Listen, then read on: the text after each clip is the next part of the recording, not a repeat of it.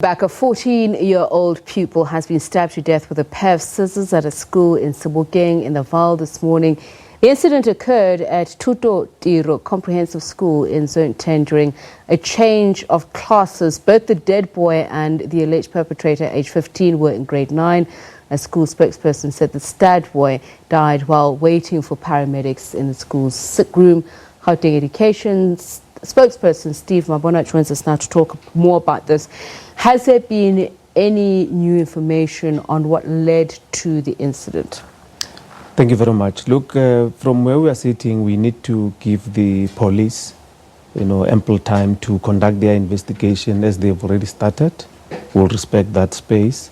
And the SGB has a responsibility as well to launch their own investigation, as they need to pronounce on the status of the child at the school, because they must take a decision on what is it that they're going to do, engage their parents, make sure that there's a disciplinary process that will be unfolding.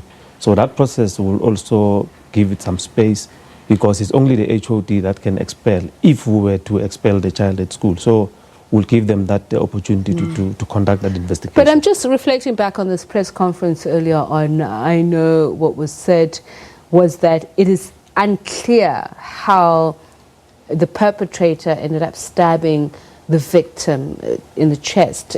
Has there been any indication of whether or not there was an altercation? Because they did say it took place during a changeover of class. But what sparked the incident? Look, according to information at our disposal, it's not clear on what might have sparked it, because there's information that these were friends. So some were saying they were playing, but you ask yourself, how do you play in such a way? So hence we said, let's respect the police, let them conduct their own investigation. Let's not have insinuations that are going to affect the investigation probably.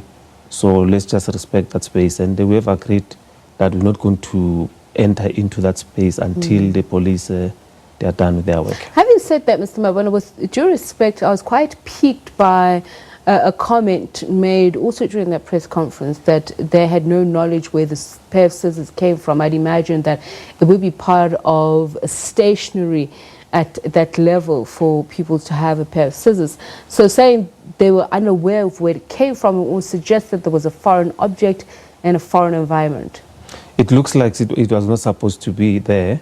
So hence we said the part of the investigation that is being conducted by the district is that we need to understand on why do we have a scissor in the classroom if there's no accountability thereof on why did we have it and how did it came about. Okay. Was it in the position of the learner, or it was just picked in the classroom? All those nitty-gritties must be then attended to. So let's talk about the state of the learners who are in the classroom, the teachers and the school at large. What condition are they in? Are they receiving counselling? Definitely. Our psychosocial unit team was at school, but they could not do much, because you'll understand that learners were too shocked. It's the first day of the incident. What we've agreed upon is that first thing tomorrow morning, including the team from head office, will be supporting the district officials, and they will also interact with the Department of Social Development. In this case, they work very closely with us just to make sure that we offer that professional help to our learners. But our priority will be the class, the grade 9, where this incident occurred. All those learners must be looked after. We have already offered the support to the parents, the family, and there's an indication that today they could not, take that, but they will make necessary follow-up and just make sure that we support them. So we'll determine whether the school will be going as per normal, or will then be preoccupied by the professional help that we will be providing to the children and our educators. What is the department's feeling, especially that of the MEC, around this incident? Is there alarm, especially seeing that we've seen a quite shocking incident at Forest High School? We've seen one at Mondia High School.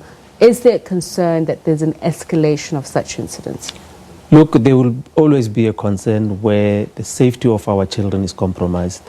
And we've been saying we must work very closely with the parents and the partnership with the Department of Community Safety, it's paramount and it's continuing, because there's processes that we're going to announce in the near future to say, moving forward, when you look at the element of safety in and around our school, including the break-ins that we are seeing, we'll be in a position to say how we're going to be moving. But the plea will be working very closely with our parents, because if you instill discipline from home, learners, when they come to school, they know that this is how we need to behave, because all schools have code of conduct, and those would have been crafted by parents.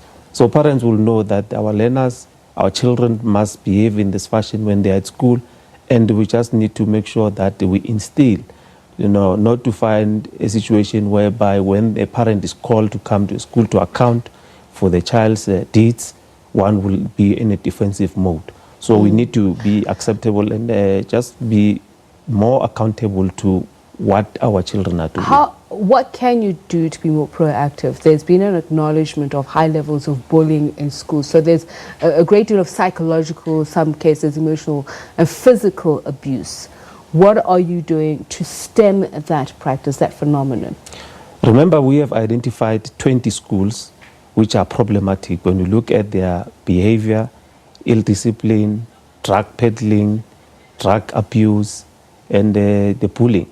And we said we need to have 5,000 of those learners coming from those schools.